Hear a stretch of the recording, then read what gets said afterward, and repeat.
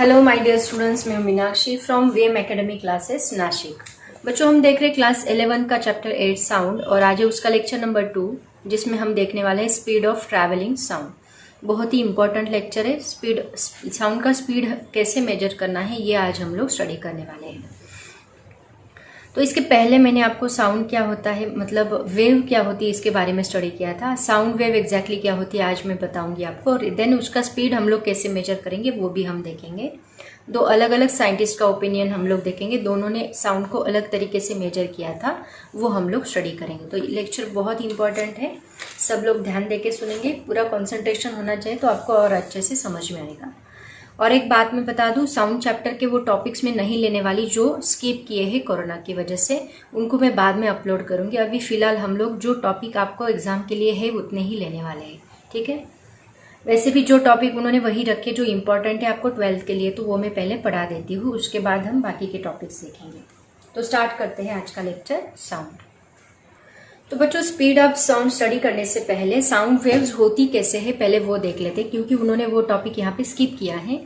वो आपको पता होना चाहिए कि साउंड वेव ट्रैवल कैसे करती है। तो मैंने आपको बताया था लास्ट लेक्चर में कि दो टाइप की वेव्स होती है, एक होती है ट्रांसवर्स वेव्स एंड दूसरी होती है लॉन्जिट्यूडिनल वेव्स। तो साउंड वेव्स जो है वो एक लॉन्जिट्यूडिनल वेव्स है। तो लॉन्जिट्यूडिनल वेव्स मतलब क्या होता है, देखो ये एक लॉन्जिट्यूडिनल वेव्स है। लॉन्जिट्यूडिनल वेव का मतलब क्या होता है, मान लो यहाँ पे हमने एक स्पीकर रखा है, ठीक है, एंड ये स्पीकर से हमें साउंड सुनाई दे रहा है, मतलब यहाँ से साउंड बाहर निकल रहा है।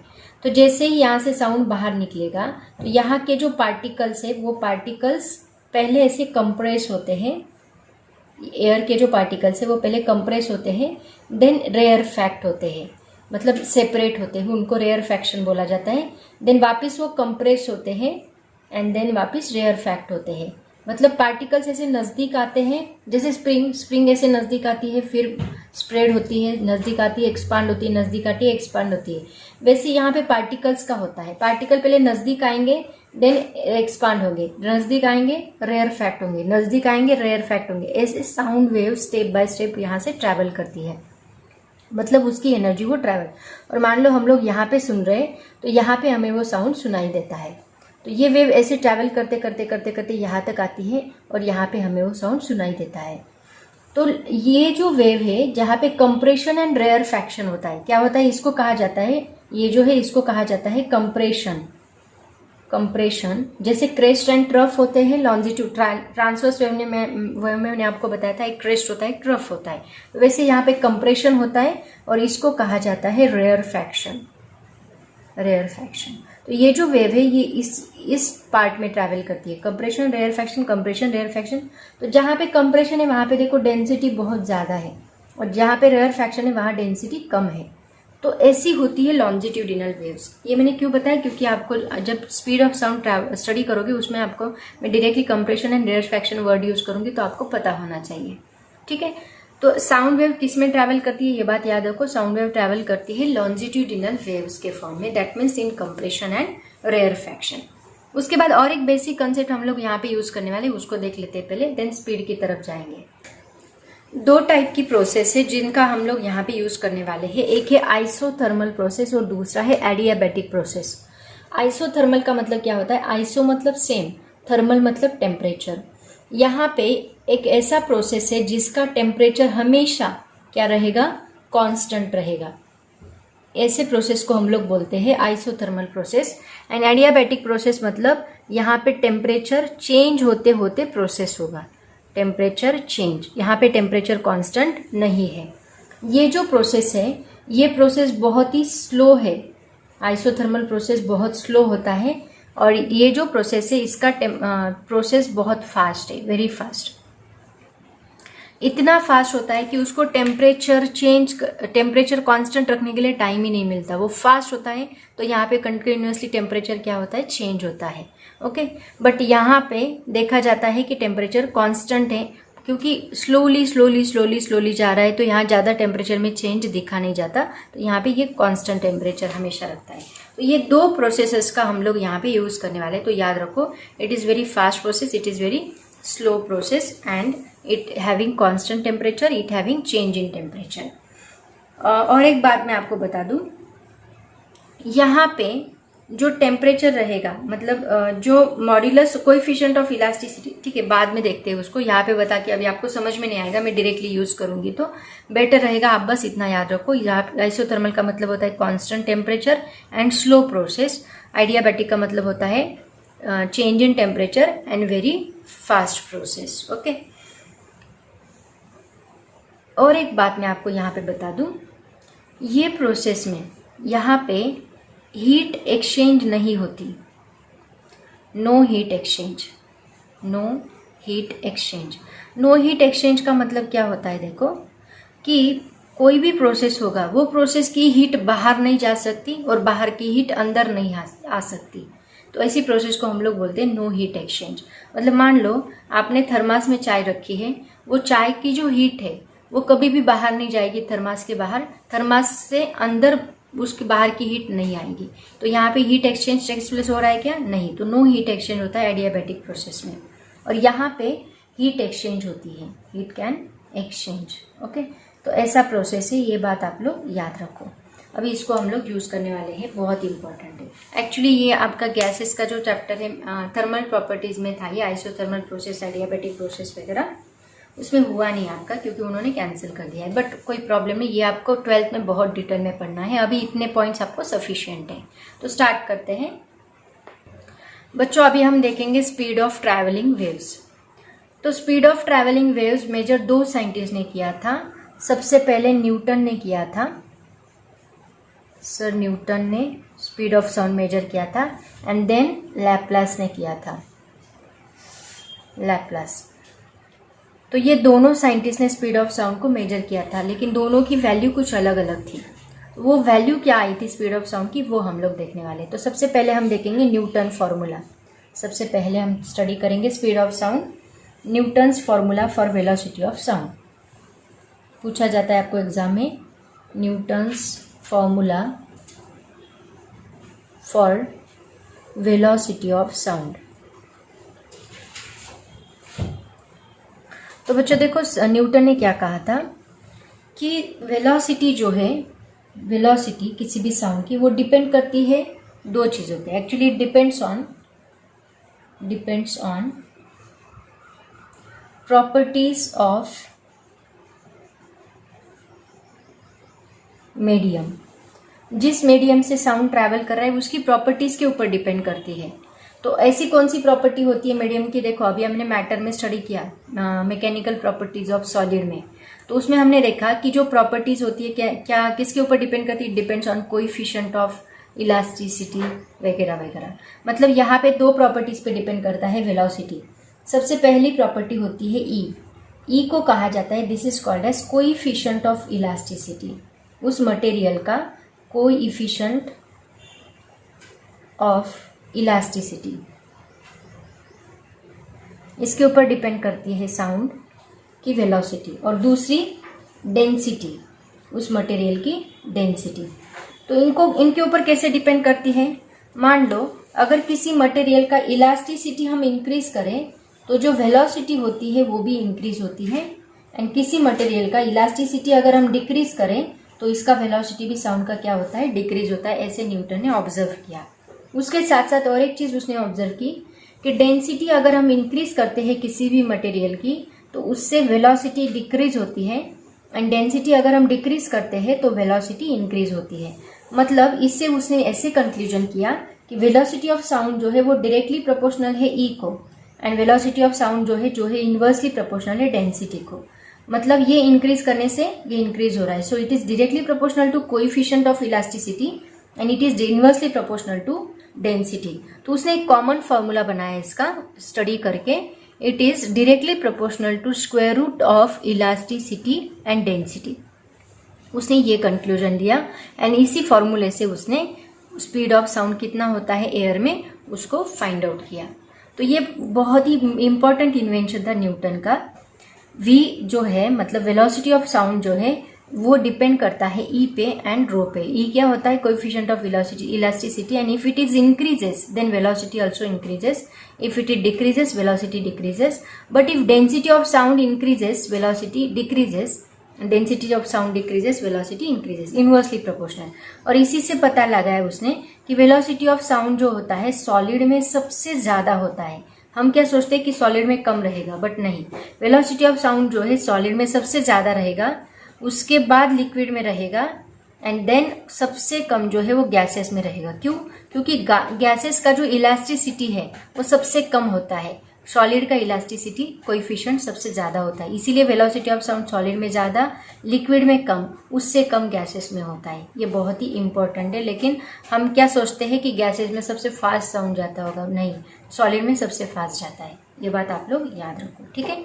अब इसी से हम लोग इसका जो वैल्यू है वो निकालते हैं। तो ये फॉर्मूला यूज़ करके हम लोग, ये बेसिक कंसेप्ट था एक्चुअली, ये जो मैंने बताया आपको किसके ऊपर डिपेंड करे, आपको डायरेक्टली ये फॉर्मूला लर्न करना है, ये वेरी इंपॉर्टेंट।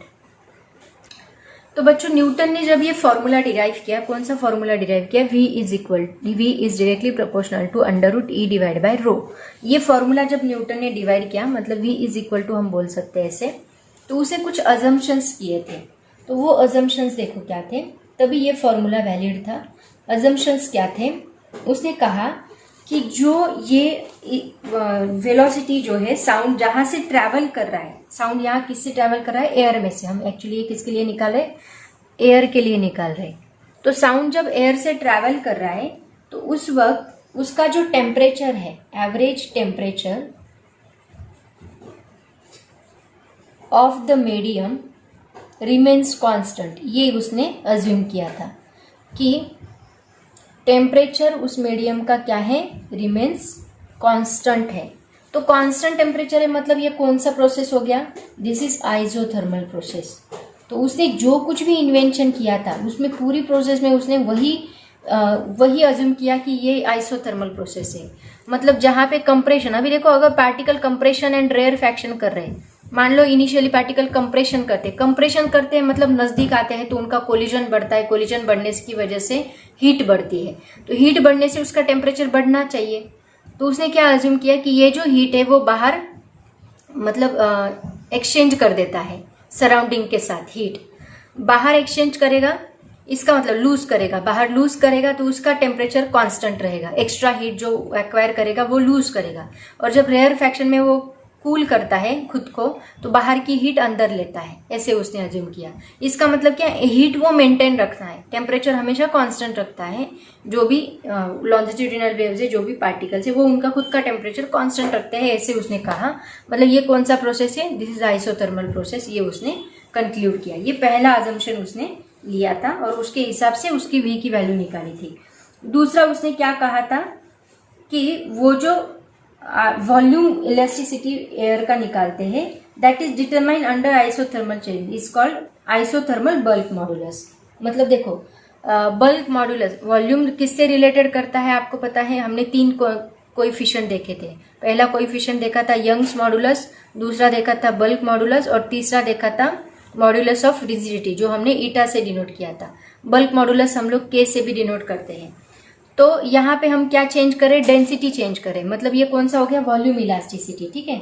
तो हम बोलेंगे कि वॉल्यूम इलास्टिसिटी, सेकेंड अजम्पशन था उसका, वॉल्यूम इलास्टिसिटी ऑफ एयर जो उसने डिटरमाइन किया था, डिटरमाइंड अंडर आइसोथर्मल चेंज। मतलब यहाँ पे भी उसने क्या किया, कांस्टेंट टेम्परेचर पे ही काम किया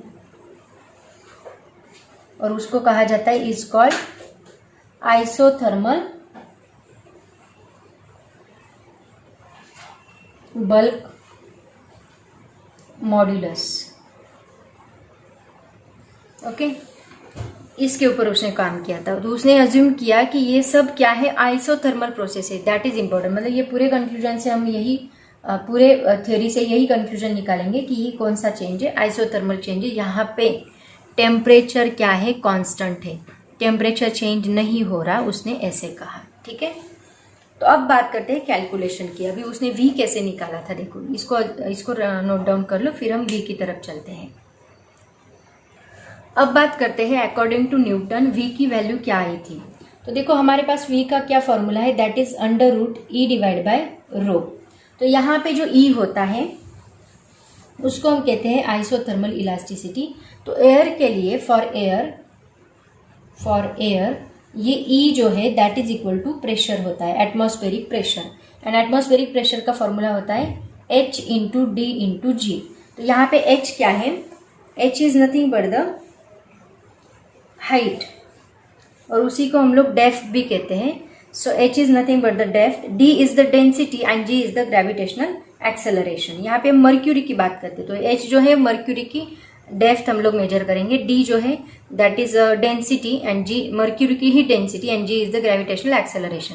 तो इनकी वैल्यूज भी मैं आपको बता देती हूँ। H की वैल्यू जो होती है that is equal to 0.76 mercury column होता है। मर्क्यूरी कॉलम के लिए हम लोग ये वैल्यू कांस्टेंट रहेगी। एटमॉस्फेरिक प्रेशर की वैल्यू हमेशा कांस्टेंट होती है। D जो है D इज इक्वल टू होता है डेंसिटी मर्क्यूरी की that is 13600 kilogram per metre cube. ये वैल्यूज हमेशा कांस्टेंट होती है, याद रखो। देन एक्सेलरेशन की वैल्यू तो आपको पता ही है, ये भी कांस्टेंट होती है, दैट इज 9.8 मीटर पर सेकेंड स्क्वायर। तो ये सभी वैल्यूज पुट करके हम लोग क्या निकालेंगे, P निकालेंगे। एंड डेंसिटी ऑफ रो क्या है, डेंसिटी ऑफ एयर। तो डेंसिटी ऑफ एयर कितनी रहेगी, हम एयर के लिए निकाल रहे हैं ना साउंड, तो ये सब एयर के लिए है। तो डेंसिटी ऑफ साउंड क्या रहेगा, डेंसिटी ऑफ एयर क्या रहेगी 1.293, ये भी कांस्टेंट है, किलोग्राम पर मीटर क्यूब। तो ये सभी वैल्यूज न्यूटन ने यूज किए और उनका यूज करके V निकाला। तो V इज इक्वल टू ये सभी वैल्यूज पुट कर दो, E की जगह पे हम P पुट करेंगे, मतलब H D into G put करेंगे डिवाइड बाय रो। तो यहाँ पे H क्या है अपना, that is under root 0.76 into D क्या है दैट इज 13600। ये सब एटमॉस्फेरिक प्रेशर है, वो वैल्यू हमेशा कांस्टेंट रहेगी पर्टिकुलर जगह के लिए।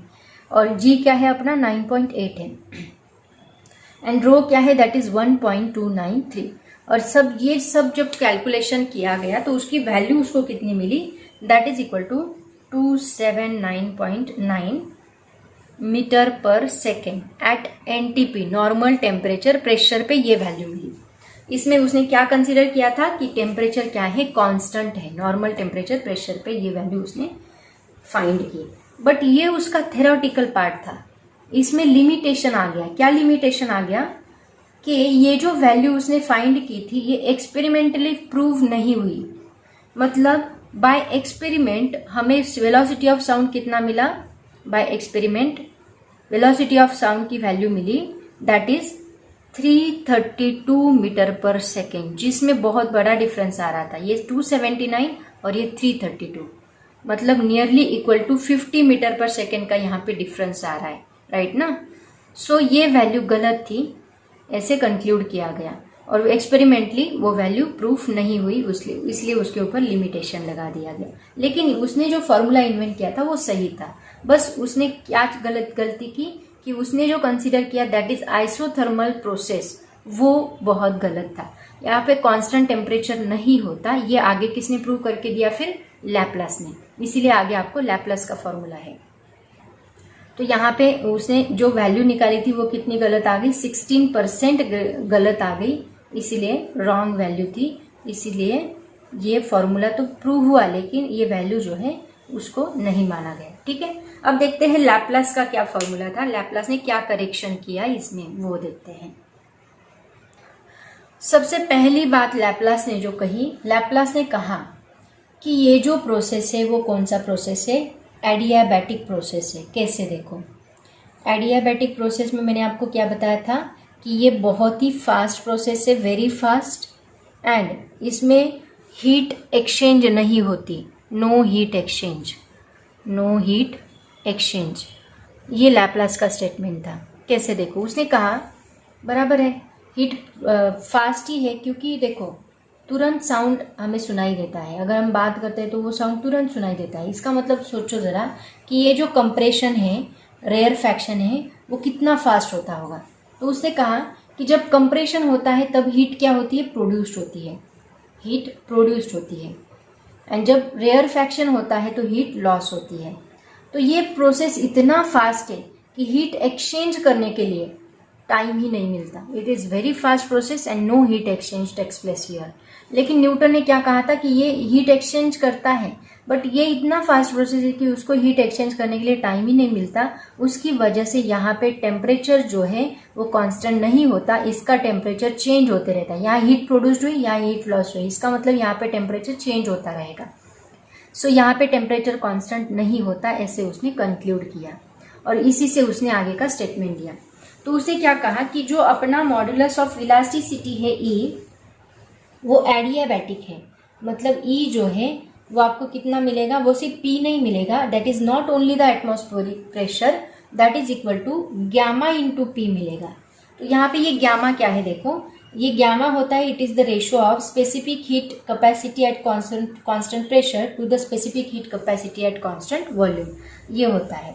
तो गैमा की वैल्यू कितनी होती है, दैट इज इक्वल टू 1.41। तो ये वैल्यू उसने उसमें ऐड की, क्योंकि यहाँ पे गैमा ऐड करना ही पड़ेगा, हीट एक्सचेंज हो रही है, टेम्परेचर कांस्टेंट नहीं है, that means we should add this value there. तो देखो अभी उसने सेम कैलकुलेशन किया, बस उसने ये 1.41 वहाँ पे ऐड कर दिया। तो v इज इक्वल टू क्या था, under root E divide by P. तो यहाँ पे e की वैल्यू हमने क्या कही, ये गैमा इंटू पी आएगी। इसका मतलब ये क्या बनेगा, gamma into H into D, sorry D into G बनेगा, डी मतलब डेंसिटी। तो v इज इक्वल टू क्या बनेगा, देखो under root gamma H D G divide by rho, sorry ये रो है। तो यहाँ पे वैल्यूज पुट कर दो, गैमा क्या है यहाँ पे 1.41 इंटू एच क्या है यहाँ पे, एच की वैल्यू अभी हमने निकाली थी, दैट इज 0.76 थी, इंटू एच डी कितना आया था 13600 लिया था, इंटू 9.8 डिवाइड बाय ये सभी वैल्यूज वही रही 1.293। फिर जब इसका कैलकुलेशन किया तो उसको आंसर मिला 332.35 मीटर पर सेकेंड, जो बहुत ही एक्यूरेट आ रहा था एक्सपेरिमेंटली। तो उसकी वजह से ये जो वैल्यू है वो एग्री की गई कि यस इट इज राइट, मतलब एक्सपेरिमेंटली ये प्रूव भी हो रहा था। तो ये जो लैप्लास करेक्शन था वो फिर आगे फॉलो किया गया, लेकिन इन्वेंशन जो फॉर्मूला किया था वो तो न्यूटन ने ही किया था, आगे बस कैलकुलेशन वो लैप्लास ने करेक्शन करके दिया उस फॉर्मूले में, बाकी सब ओके। तो ये दोनों फॉर्मूलेज आपको पूछे जाते हैं। पहले तो पूछा जाता है न्यूटन्स फॉर्मूला क्या है for velocity of sound and what are its limitation, वो भी पूछा जाता है। एंड दूसरा पूछा जाता है what is the Laplace correction in Newton's formula. तो ये दोनों फॉर्मूले आपको लर्न करने हैं, कुछ नहीं, फॉर्मूला सेम है, बस वैल्यूज आपको वहां पे चेंज करनी है and that is equal to 332.35 लिखना है, बस इतना ही रहेगा। आया समझ में। अब इसी से रिलेटेड और भी बहुत सारे डेरिवेशंस आपको पूछे जाते हैं, वो मैं आपको बताती हूँ 1 by 1, देन हम लोग इससे रिलेटेड न्यूमेरिकल्स लेंगे, देन ये टॉपिक खत्म होगा। बच्चों अभी हम लोग देखेंगे कि एक एक फैक्टर का वेलोसिटी ऑफ साउंड पे क्या अफेक्ट होता है। जैसे कि पहला फैक्टर है pressure, effect of pressure on velocity of sound. Pressure का साउंड के वेलोसिटी पे क्या इफेक्ट होता है वो अभी हम लोग स्टडी करेंगे। अब देखो according to Laplace formula, Laplace formula क्या है, लैप्लास फॉर्मूला जो अभी अभी हमने स्टडी किया, that is v is equal to under root E divide by rho. तो यहाँ पे e क्या है, that is equal to under root gamma into P divide by rho. तो अभी आप लोग बोलेंगे कि मैम यहाँ पे p यहाँ पे डायरेक्टली प्रोपोर्शनल है, p इंक्रीज हुआ डिक्रीज हुआ तो वेलोसिटी भी चेंज होगी, तो ऐसे नहीं है। पहले हम बात करते हैं रो की। रो यानी क्या होता है, डेंसिटी। डेंसिटी का फॉर्मूला आपको याद होगा, डेंसिटी का फॉर्मूला होता है मास पर यूनिट वॉल्यूम। तो ये फॉर्मूला यहाँ पे पुट करो, क्या आएगा, v इज इक्वल टू हमें मिलेगा that is equal to gamma into P divide by mass divide by volume. तो ये वॉल्यूम ऊपर मल्टीप्लाई करो तो हमें मिलेगा under root gamma P V divide by mass. तो देखो बच्चों according to Boyle's law, according to Boyle's law, Boyle's law क्या कहता है, बॉयल्स लॉ कहता है कि if at constant temperature PV is equal to क्या होता है, कांस्टेंट होता है, P इंटू वी हमेशा कांस्टेंट रहेगा। मतलब जब तक टेम्परेचर कांस्टेंट रहेगा उस मीडियम का तब तक आपका PV प्रेशर इंटू वॉल्यूम, ये जो फॉर्मूला है ये भी आपको कांस्टेंट वैल्यू देगा जब तक आपका टेम्परेचर कांस्टेंट है। इसका मतलब ये दोनों पॉइंट यहाँ पे कांस्टेंट रहेंगे। अगर PV कांस्टेंट है तो वेलोसिटी हमेशा क्या रहेगी, कांस्टेंट रहेगी। तो इससे हम कंक्लूड कर सकते हैं, क्या कंक्लूड कर सकते हैं कि वेलोसिटी ऑफ साउंड जो है v does not depend upon the change in pressure, क्योंकि प्रेशर चेंज होने से वॉल्यूम चेंज होगा और P इंटू वी कॉन्स्टेंट बन जाएगा। Upon the change in pressure, इसके ऊपर वो डिपेंड नहीं करता। आपको एमसीक्यूज में पूछा जा सकता है, depend upon the change in pressure. अब मान लो ये हमने किसके लिए किया, change in pressure as long as the temperature is constant. But मान लो अगर हमने गैसियस मीडियम के लिए किया, तो गैसियस मीडियम के लिए पीवी का इक्वेशन होता है ideal gas equation, that is equal to NRT. तो ये एनआरटी अगर हम पुट करेंगे तो इसमें एन भी कांस्टेंट है, आर कांस्टेंट है, टेम्परेचर कांस्टेंट, तीनों चीजें कांस्टेंट है। तो वेलोसिटी ऑफ साउंड भी क्या रहेगा, gamma into NRT divide by M. तो ये भी कांस्टेंट रहेगा, गैसेस मीडियम के लिए भी v क्या रहेगा, कांस्टेंट रहेगा। That means it does not depend on change in pressure in gases medium also. आया समझ में? तो ये है effect of pressure.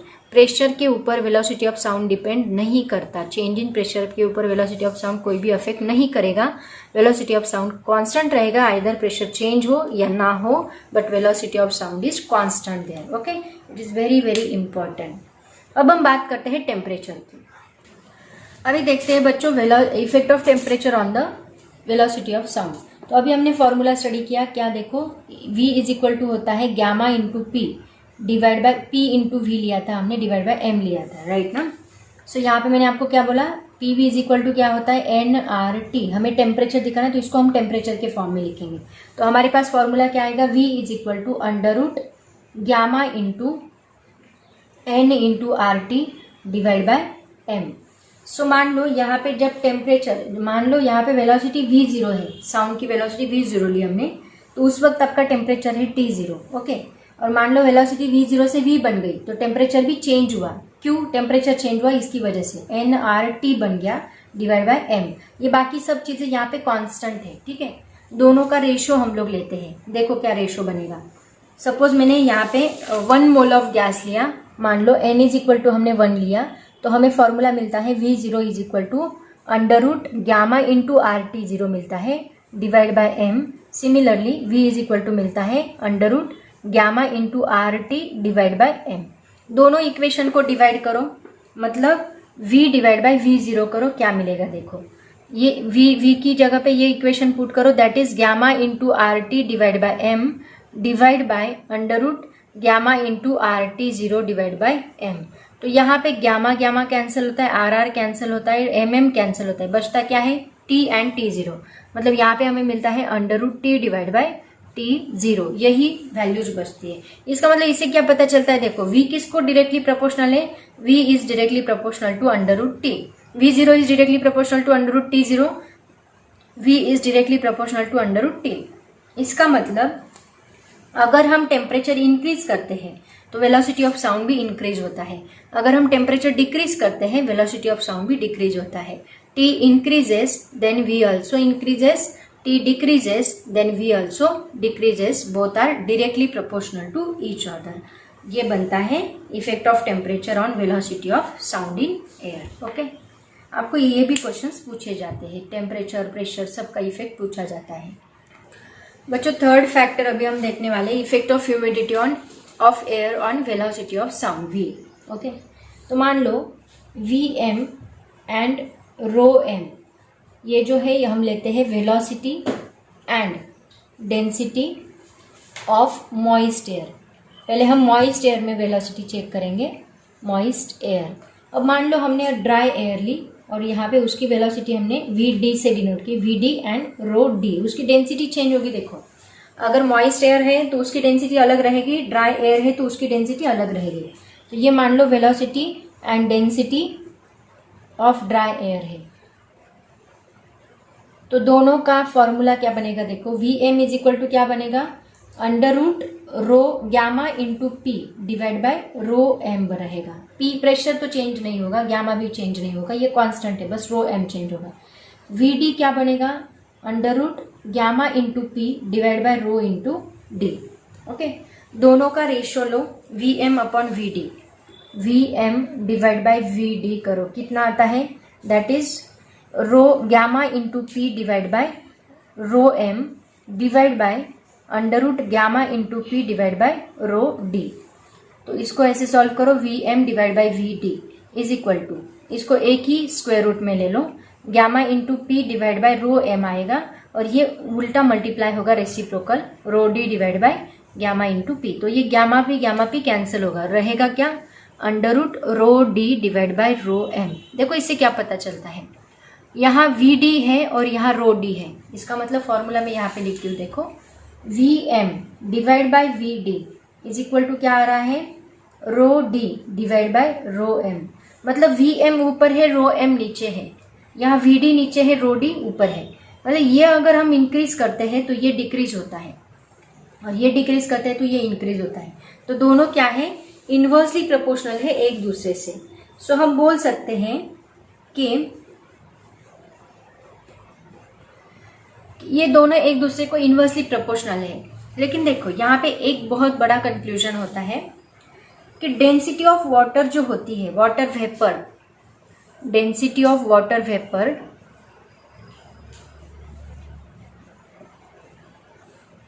Eight 0 degree Celsius कितनी होती है, 0.81 किलोग्राम पर मीटर क्यूब होती है।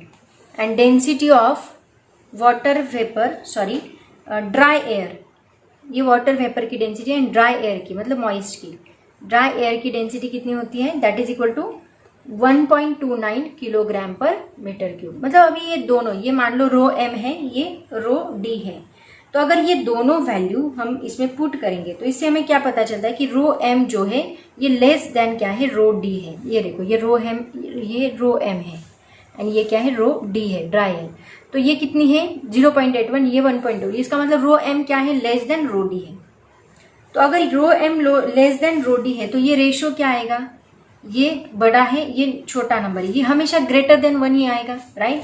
इसका मतलब हम बोलेंगे कि VM डिवाइड बाय VD जो है ये हमेशा, देखो मान लो हमने यहाँ पे 2 डिवाइड बाय 1 किया तो ये हमेशा क्या आएगा 2, ये 3 डिवाइड बाय 2 किया तो हमेशा क्या आएगा 1 पॉइंट समथिंग। इसका मतलब क्या, ये रेशो हमेशा 1.5, ये रेशो हमेशा क्या आ रहा है 1 से बड़ा, क्योंकि नीचे का नंबर हमेशा छोटा रहेगा तो रेशो हमेशा 1 से बड़ा ही रहेगा, it is always greater than 1।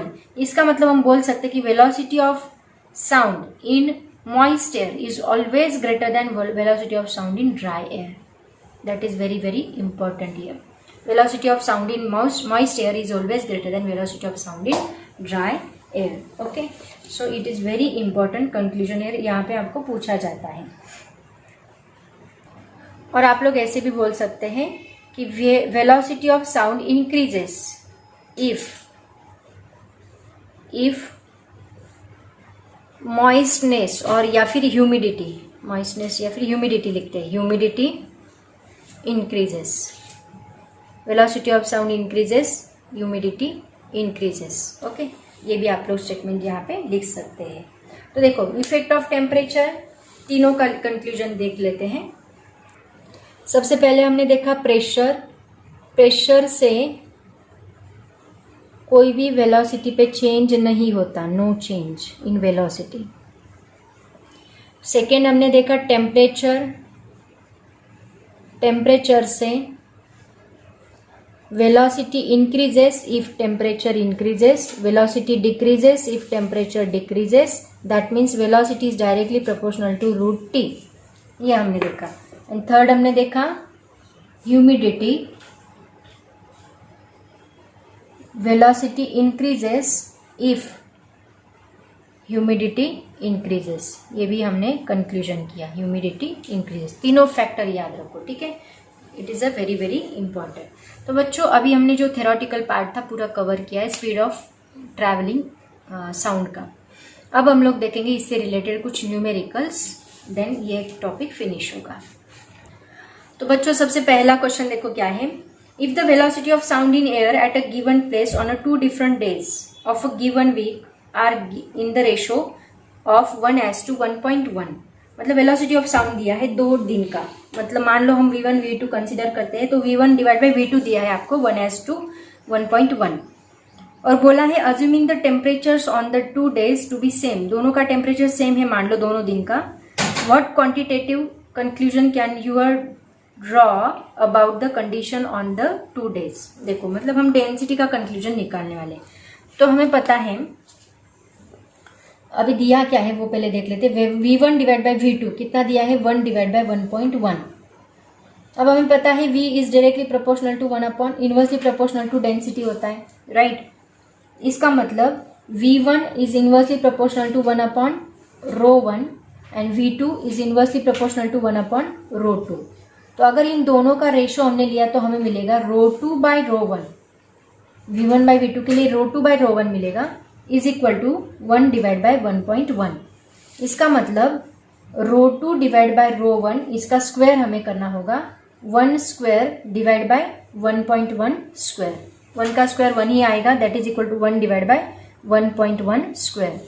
तो इससे हमें क्या पता चलता है कि 1.1 स्क्वायर कितना होता है, दैट इज इक्वल टू, इसको हम लिखेंगे 1 डिवाइड बाई 1.21 लिखेंगे, ठीक है। तो इससे हमें क्या पता चलता है, देखो कि ρ1 जो है, ρ1 कितना आता है 1.21, इससे मल्टीप्लाई करो तो 1.21 इंटू ρ2 आता है।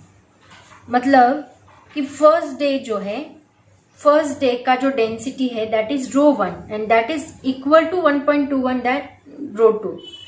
इसका डेंसिटी इससे 1.21 से बड़ा है, ρ2 के डेंसिटी से 1.21 से बड़ा है, ऐसे हम लोग कंक्लूड कर सकते हैं।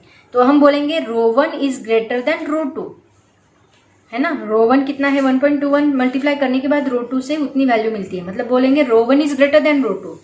अगर ρ1 ग्रेटर है तो ये इनवर्सली प्रोपोर्शनल है, ये बढ़ गया तो ये कम हो गया, इसका मतलब हम बोलेंगे कि V1 is less than V2।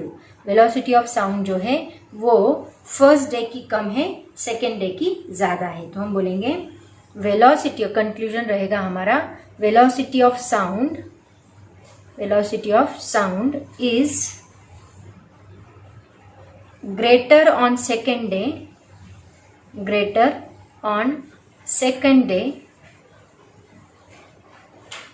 than first day।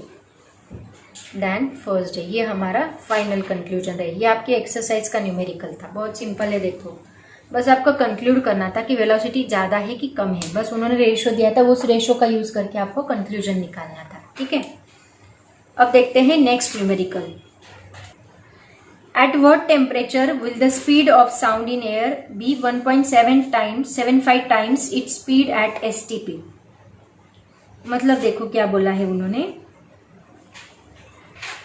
देखो क्या बोला है, पहले उन्होंने गिवन क्या दिया है, देखो गिवन वेलोसिटी ऑफ एयर इस कितनी है 1.75 times velocity at STP, standard temperature pressure. इसी को हम लोग ऐसे भी लिख सकते हैं 7/4 VSTP। मतलब ये 1.75 को कैलकुलेशन इजी करने के लिए आप डायरेक्टली ऐसे भी रख सकते हैं, कोई प्रॉब्लम नहीं, बट कैलकुलेशन इजी करने के लिए उन्होंने ऐसे दिया है 7/4 टाइम्स V एट STP, ठीक है। टेम्परेचर STP पे कितना होता है, that is always constant, that is equal to 273 kelvin. STP पे टेम्परेचर, स्टैंडर्ड टेम्परेचर हमेशा इतना रहेगा। अभी देखो वेलोसिटी क्या होती है, हमेशा डायरेक्टली प्रोपोर्शनल होती है √T को, अभी हमने देखा डायरेक्टली प्रोपोर्शनल टू T। इसका मतलब V at STP divide by V at air is equal to क्या आएगा, √T at STP divide by T at air आएगा। वही रेशो दिया है ना हमें, ये रेशो कितना दिया है V at STP divide by V at air. अगर हम इसको कैलकुलेट करें तो ये रेशो देखो V at STP as it is रखो, STP एज इट इज रखो, V एयर का फॉर्मूला पुट कर दो 7/4 V एट STP, राइट। तो ये V एट STP कैंसिल होगा, तो यहाँ पे हमें मिलेगा, ये हमेशा 273 रहेगा T ऑफ एयर। हमें T ऑफ एयर ही निकालना है एक्चुअली, टेम्परेचर एट एयर, वही उन्होंने निकालने के लिए बोला है। तो देखो इसको कैलकुलेट करो, कैसे करोगे, पहले स्क्वायर रूट ले लो, ये क्या बनेगा 4/7 बनेगा, राइट। 4/7 इज इक्वल टू इसका स्क्वायर ले लो तो ये बनेगा 273 divide by T at air, square किया तो ये स्क्वायर रूट हट जाएगा। तो देखो T एट एयर क्या बनेगा फिर, T at air is equal to ये 273 एज इट इज रखो, ये जो वैल्यू है उसको इधर शिफ्ट करो तो ये बनेगा 7 का स्क्वायर 49 ऊपर आएगा, डिवाइड बाय 4 का स्क्वायर 16 नीचे आएगा, ठीक है। इसका कैलकुलेशन करने के बाद आपको आंसर मिलता है T at air is equal to 836 kelvin, okay. ऐसे आपको इसका आंसर मिलेगा, तो ये आपका फाइनल आंसर है, टी एट एयर। इसको अगर डिग्री सेल्सियस में लिखना है तो T at air is equal to 836 minus 273 करो। माइनस 273 करने के बाद आपको मिलेगा 563 degree Celsius. Okay, T at air. ये दोनों भी आंसर करेक्ट है। ऐसे हम लोग इसको सॉल्व करेंगे। तो बस ये 2 एग्जाम्पल जो है आपकी एक्सरसाइज में उन्होंने दिए। और भी कुछ एग्जाम्पल है नोट्स में, वो भी आप लोग सॉल्व कर सकते हैं। आपके बुक में सॉल्व एग्जाम्पल दिए हैं, वो भी आप लोग देख सकते हैं। मैं अभी यहाँ पे फुल स्टॉप लेती हूँ। आज के लिए इतना काफ़ी है। वेलोसिटी ऑफ बहुत इंपॉर्टेंट टॉपिक आज हमने कवर किया है, ये आपको पता होना चाहिए। इसके ऊपर एमसीक्यूज भी बहुत पूछे जाते हैं। एमसीक्यूज का सेपरेट वीडियो बना के हम लोग अपलोड करेंगे, ठीक है। तो आज के लिए इतना काफ़ी है बच्चों। पढ़ाई करते रहो। Thank you so much and bye bye.